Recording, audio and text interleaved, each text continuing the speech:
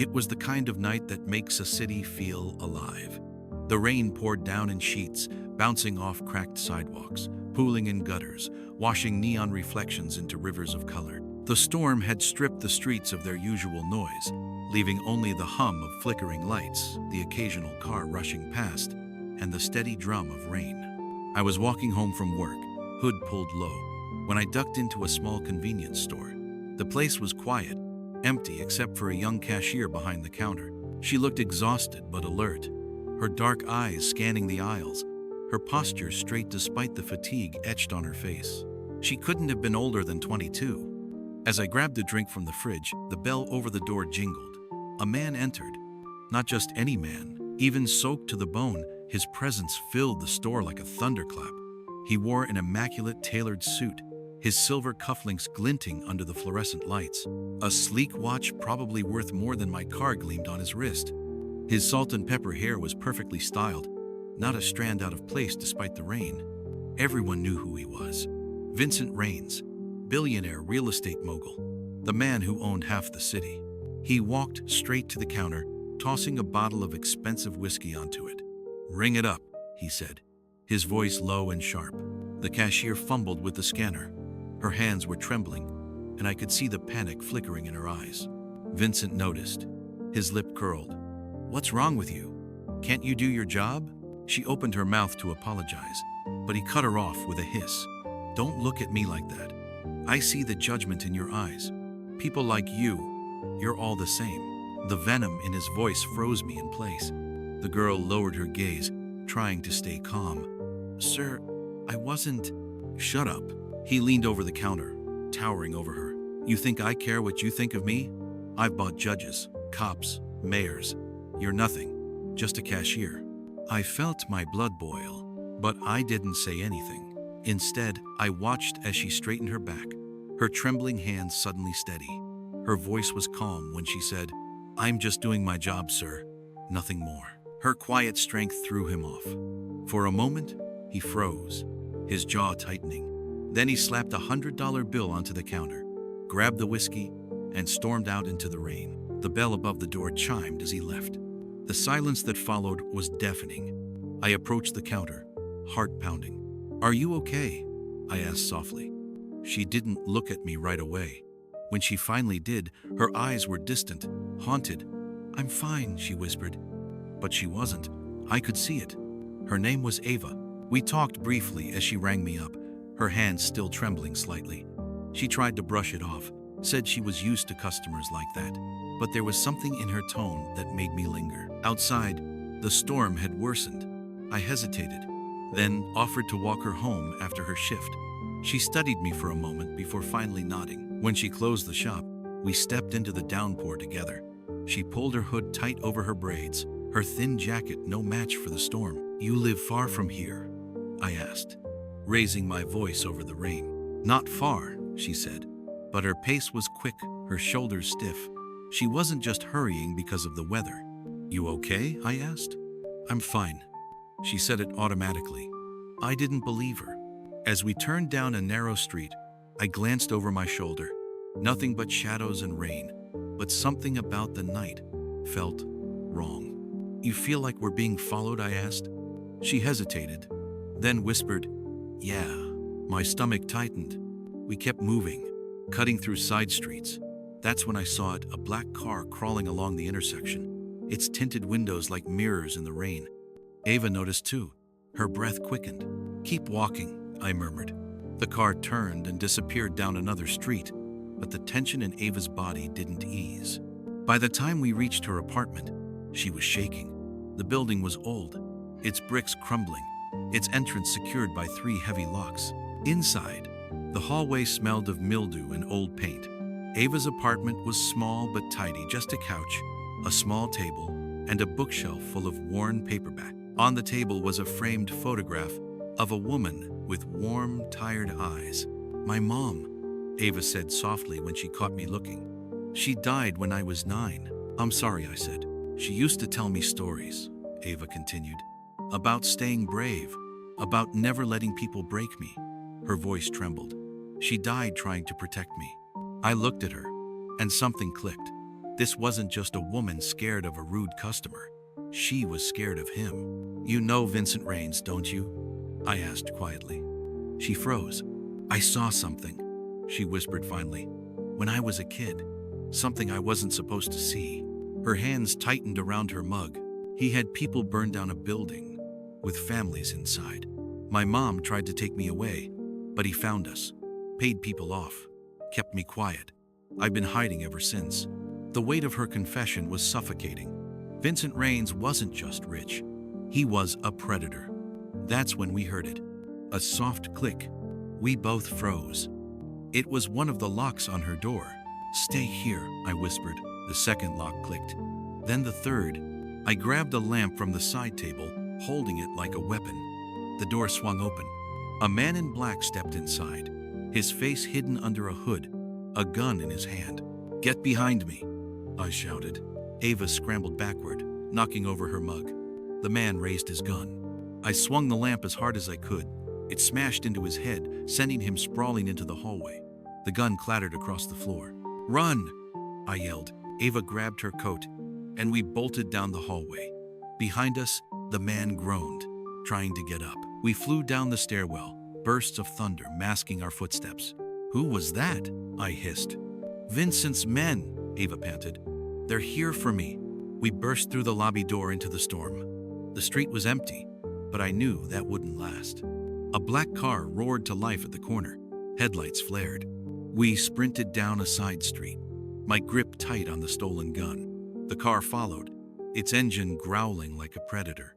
Ava yanked me into a narrow alley, pressing herself against the wall as the car sped past. Her breath came in ragged gasps, her wide eyes glistening with fear. "We can't stay here," I whispered. "We have to get out of the city." She nodded. We moved quickly, sticking to shadows, heading toward the bus terminal. Every sound made us jump the slam of a door, the wind whipping through alleys. Then we saw it. Another black car, parked at the curb. Its headlights flickered on. A voice called from inside, "Calm, steady, get in the car." I raised the gun, heart pounding. The driver stepped out slowly, hands raised. He was older, maybe in his 50s, with tired eyes and a neatly trimmed beard. "I'm not here to hurt you," he said. "I'm here to help." "Stay back," I barked. He looked straight at Ava. "Your mother sent me. Before she died, she knew this day would come." Ava froze. "What?" she whispered. "I've been watching over you for years," he said softly. "I knew Vincent would come for you one day. If you want to live, get in the car. Now." Footsteps echoed down the street behind us, Vincent's men, closing in. We didn't have time to think. Ava grabbed my hand, her voice trembling. "Marcus, what do we do?" I looked at the man, the car, the empty street. Lightning flashed, illuminating the fear in Ava's eyes. We had 5 seconds to decide, 5 seconds to choose who to trust. And I knew deep down whatever choice we made would change everything. The rain pounded harder, as if the heavens themselves were holding their breath, waiting for our choice. Ava's hand trembled in mine, her fingers ice cold. Behind us, the sound of footsteps grew louder. Vincent's men were getting closer, their voices sharp against the storm. The man with the salt and pepper beard stood motionless, his hands raised, his car door wide open like an invitation or a trap. "You don't have time to hesitate," he said softly, his voice calm but urgent. "If you stay here, you die." Lightning split the sky. Thunder shook the pavement beneath our feet. I met Ava's eyes. Fear was there, yes, but something else too. Resolve. "Get in," I whispered. We sprinted toward the car. The man moved fast, shoving us inside before slamming the door behind us. A split second later, gunfire erupted. Bullets shattered glass behind us as the man dove into the driver's seat. "Hold on," he barked. The tires screamed as he slammed on the accelerator, fishtailing out of the alley. The men behind us shouted, but their voices faded as we tore through the rain-slick streets, weaving between cars. Ava clutched the seatbelt, her knuckles white. I gripped the stolen gun, my heart pounding like a war drum. We drove in silence for several blocks, the only sound the roar of the engine and the relentless downpour.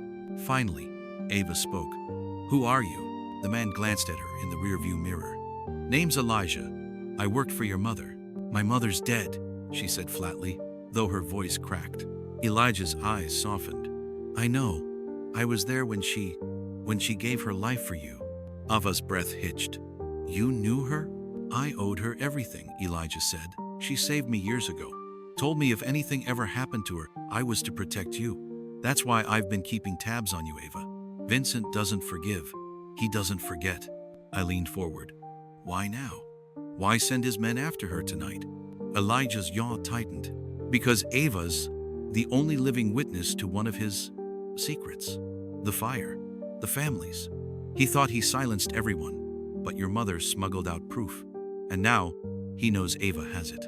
Ava's voice trembled. I don't even know where it is. You don't have to, Elijah said. Your mother left instructions. It's time to finish this. We drove for over an hour, leaving the city behind. The rain eventually slowed, giving way to a suffocating silence. Trees lined the road now, their branches arching overhead like sentinels. Finally, Elijah pulled off the road and parked in front of an old farmhouse, its windows dark. Where are we? I asked. Safe house, Elijah replied. He got out and scanned the area before motioning us inside. The house smelled of dust and pine. Ava sank into a chair, her face pale, her hands still shaking. Elijah handed her a blanket, then turned to me. Who are you, kid? He asked bluntly. Marcus, I said. Just a guy who was in the wrong place at the right time. Elijah studied me for a moment, then nodded. Well, Marcus, you're in it now. Vincent doesn't stop once he sets his sights on someone. I don't care, I said firmly. I'm not leaving her. A flicker of approval passed through his eyes. He crouched in front of Ava. Listen, I know this is a lot, but your mother didn't die for nothing. She left something for you, proof of what Vincent did, and with it, we can take him down. Ava swallowed hard. Where is it? Elijah hesitated. In a bank vault, under a name only you'd recognize. We'll get it in the morning. But Ava didn't look relieved. She looked terrified. Vincent's not just powerful, she whispered. He owns everything. The cops, the courts, the mayor. Even if we get this proof, what if it's not enough? Elijah placed a hand on her shoulder. It will be. Your mother trusted me, and I trust you. That night, sleep didn't come easy. I sat by the window with the gun on my lap, watching the dark fields outside. The farmhouse was quiet, but too quiet. I kept thinking about Vincent, the way his eyes burned with hatred at the store, the way he dismissed Ava like she was nothing. And now, here we were, hiding from a man who could crush us with a phone call. Ava eventually drifted off on the couch, clutching the blanket like a lifeline. I promised myself I'd protect her, no matter what it took. Sometime around 3 a.m., I heard it. A soft crunch outside. I tensed, gripping the gun tighter. Elijah, I whispered. He appeared instantly, rifle in hand. He motioned for me to stay quiet. We crept to the window, headlights in the distance. A single car, parked on the dirt road. They found us, Elijah muttered. He moved quickly, shutting off the lights, herding us toward the back door. We leave. Now, we slipped out the back into the field, the wet grass soaking our shoes. The night was heavy with tension. Every cricket chirped like an alarm bell. We made it halfway to the tree line before voices shouted behind us. Flashlights cut through the dark. Run, Elijah barked. We bolted, the beam of flashlights dancing across the field as men shouted orders. Gunshots cracked in the night, bullets whizzing past us. We dove into the woods, branches slapping against our faces, roots threatening to trip us. Elijah fired back, buying us precious seconds. After what felt like an eternity, we stumbled upon an abandoned shed deep in the woods. Elijah shoved us inside and barricaded the door. They'll find us, Ava whispered, her voice trembling. Not tonight, Elijah said, his face grim. But Vincent won't stop. He wants you dead, Ava. And if we don't hit him first, he'll win. I looked at Ava, her tear-streaked face glowing in the dim light of Elijah's flashlight. She wasn't just scared anymore. She was angry. He killed my mom, she whispered. He burned those families alive. I'm not running anymore. The determination in her voice sent a chill down my spine. Elijah handed her a pistol. Then we fight. Somewhere in the distance, Vincent Raines sat in his penthouse, swirling a glass of whiskey, his expression cold. A man entered the room. They got away. Vincent didn't look surprised. He sipped his drink, then set it down. Good, he said. Let them run. Let them think they have a chance. He leaned back, a cruel smile curling his lips. Because when I take her, I want her to know she's already lost. The night was alive with danger. Even in the shed, deep in the woods, we could feel Vincent Raines' shadow stretching toward us. He was a man who built empires on the ruins of other people's lives. And Ava was the one ghost he hadn't buried. Elijah sat in a chair by the door, rifle across his lap, every muscle in his body coiled like a spring. His scarred face was calm, but his eyes were sharp, scanning the cracks in the wood for movement. Ava leaned against me, silent, her head on my shoulder. She wasn't crying anymore. She wasn't shaking. Something had shifted in her. I could feel it. When dawn crept through the cracks of the shed, painting thin golden lines across the floor, Elijah finally spoke. We move at first light. There's an old logging road about half a mile from here. If we make it there, I've got a friend who can get us out of state. We'll regroup, get the package your mom left for you, and then we end this. End it? I asked. He nodded grimly. Vincent Raines has been untouchable for 20 years. The cops won't touch him. The courts won't touch him. The only way to stop him is to expose him so hard the world can't look away. And that proof your mom hid? That's our silver bullet. Ava sat up, her voice hoarse but steady. Tell me about her. Tell me why she died. Elijah's jaw tightened. He looked away for a moment, as if summoning memories he'd buried. Your mom was fire, he said finally, his voice low. She grew up on the east side, knew poverty like it was family. She watched neighbors get pushed out of their homes when Raines started his redevelopment project. He bought cops, bribed officials. He burned people out of their houses if they wouldn't sell. And one night, he paused, his knuckles whitening on the rifle. One night, there was a fire, a big one. 6 families gone, no survivors. That's what the papers said. Ava's eyes filled with tears, but she didn't speak. Elijah continued. But there was a survivor. You. Your mom carried you out. She hid you in a church basement for a week while she gathered evidence. Names, documents, pictures, everything. She swore she'd bring Raines down, but he found her first. He had her cornered, shot her right in front of me. His voice cracked slightly, but he pushed through. She made me swear to keep you safe. Said you were the last hope. She died buying us time. Ava stared at the floor, tears running silently down her cheeks. I've spent 20 years running, Elijah whispered, watching Raines get richer, more powerful, and I promised myself one day I'd keep my word to your mom. Ava, this is it. This is the moment. Ava wiped her tears. Her face hardened, her voice steady. Then let's make him pay. We left the shed at sunrise, Elijah leading the way through the woods. The air was thick with tension. Every snapping twig made my heart pound. Ava stayed close to me, her hand gripping mine like it was the only thing keeping her tethered to the earth.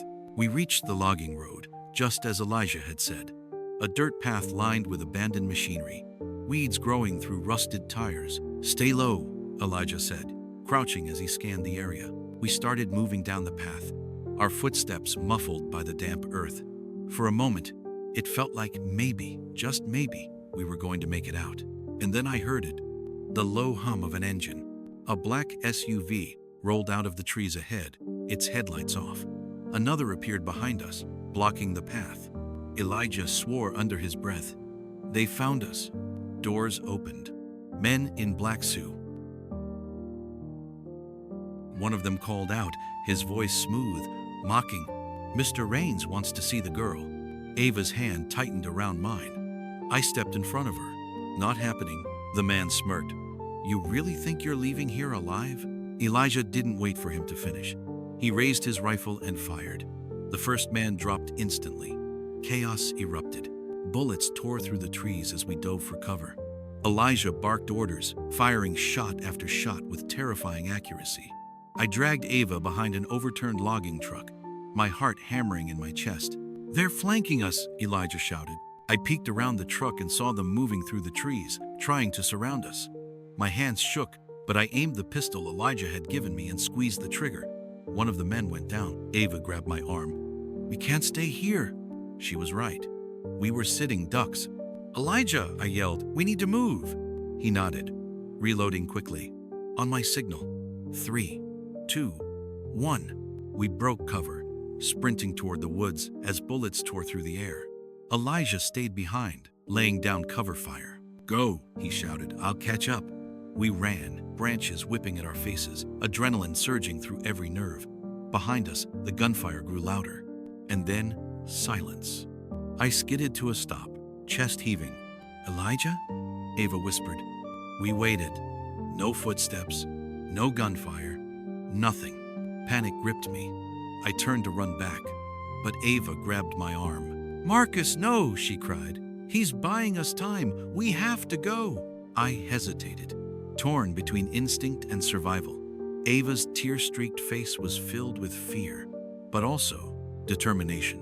"We can't let him die for nothing," she said softly. She was right.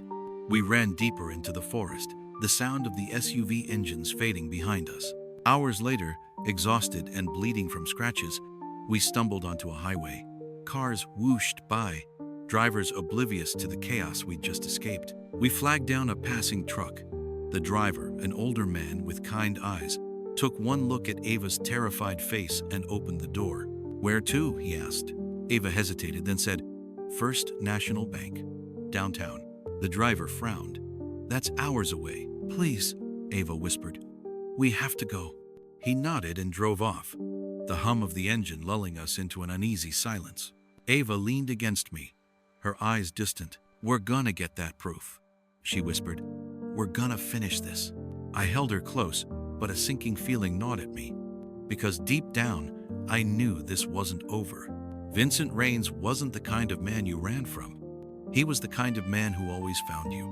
Cut to Vincent, sitting in his penthouse, calm as ever.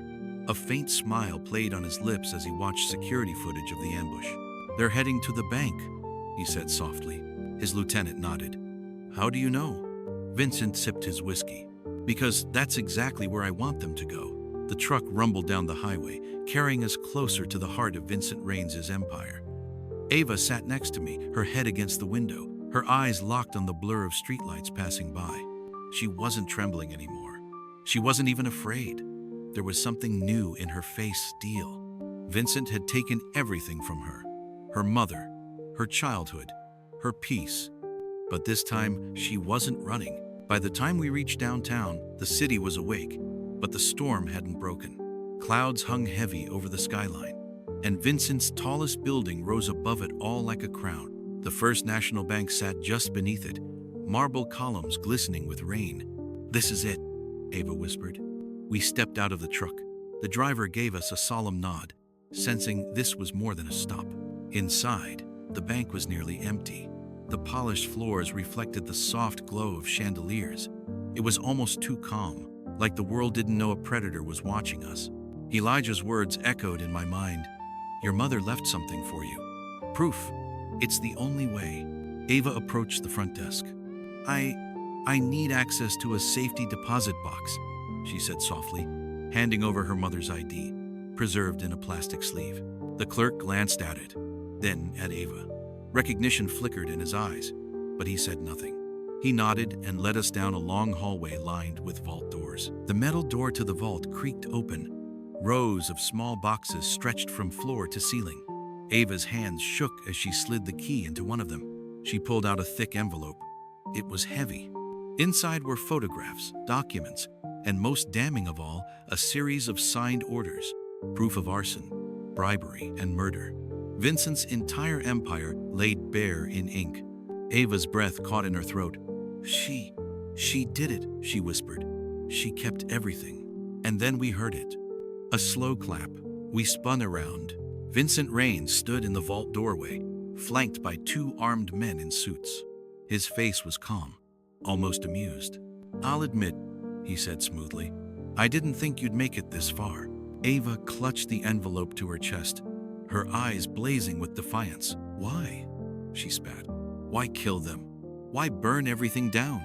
Vincent stepped forward, his expensive shoes echoing on the marble floor. Because, he said coldly, I wanted it all, and they were in the way. His eyes narrowed. Just like your mother was.